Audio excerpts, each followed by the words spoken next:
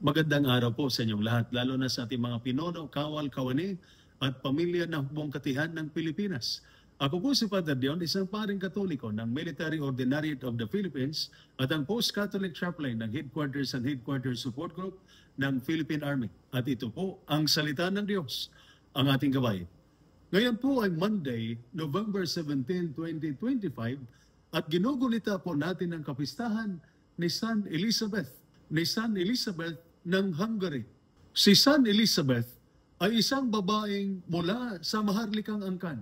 Ngunit pinili ang kababaang loob, malasakit at pananampalataya higit sa yaman at kapangyarihan.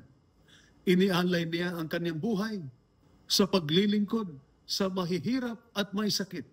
Ang kanyang buhay ay nagpapaalala sa atin na ang tunay na tatag ay nagmumula sa pananampalataya at pag-ibig na isinasabuhay.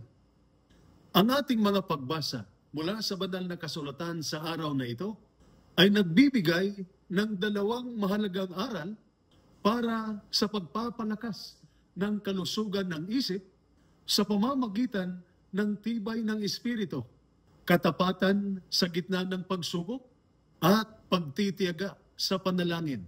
Sa ating unang pagbasa, mula sa unang aklat ng Makabeo, chapter 1, verses 10 to 63, maraming tao ang tumalikod sa pananampalataya upang sumunod sa kaugaliang dayuhan.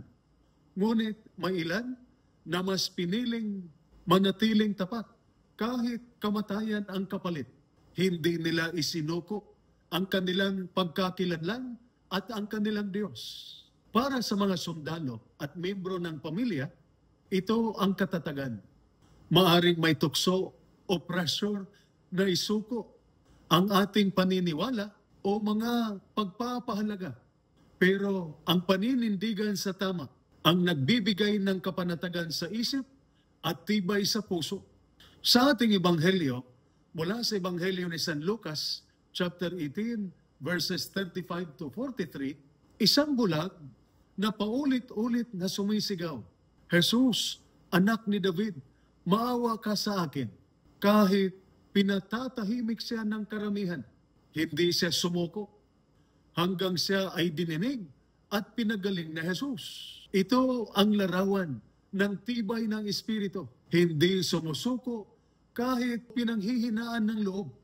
Para sa sundalo at pamilya, ito ang paalala na sa panalangin at pagtitiwala sa Diyos, makakahanap tayo ng kapayapaan ng isip at tibay ng loob.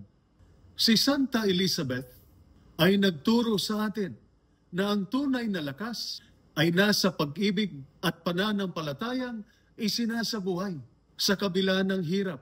Nananatili siyang may pag-asa, naglilingkod ng may malasakit at tapat sa Diyos hanggang sa wakas. Ang kanyang halimbawa ay nagpapakita na ang paglilingkod at pagmamahal kahit sa gitna ng pagsubok ay nagbibigay ng kagalingan sa isip at tibay sa espiritu. Kaya mga kapatid sa serbisyo, lumalakas ang kalusugan ng isip kapag pinatatag ang pananampalataya, maging tapat tulad ng mga Makabeo, maging matiyaga tulad ng bulag sa Ebanghelyo, at mamuhay ng may malasakit at pananampalataya tulad ni Santa Elizabeth. Dito ninyo matatagpuan ang kapayapaan ng isip, lakas ng puso, at tatag ng espiritu. Ito po ang salita ng Diyos, ang ating gabay. Manalangin tayo. Panginoong Diyos, bukal ng lakas at awa, sa paggunita namin sa kapistahan ni Santa Elizabeth ng Hungary, inialay namin sa iyo ang aming mga sundalo at kanilang mga pamilya. Bigyan mo sila ng tapang sa gitna ng pagsubok at pagtitiyaga sa panalangin. Palakasin mo ang kanilang isipan ng kapayapaan, ang kanilang puso ng tapang, at ang kanilang espiritu ng katatagan. Pagkalooban mo ang kanilang pamilya ng pagkakaisa, pagmamahalan at kaligtasan. Naway ang kanilang paglilingkod ay maging puno ng malasakit.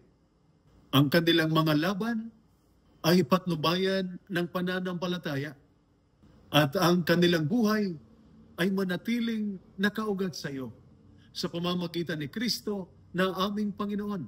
Amen. At sumainyo at sa inyong pamilya ang pagpapala na makapangyarihang Diyos, Ama, Anak at Espiritu Santo. Amen. San Miguel Arcangel, ipagtanggol mo kami. Amen.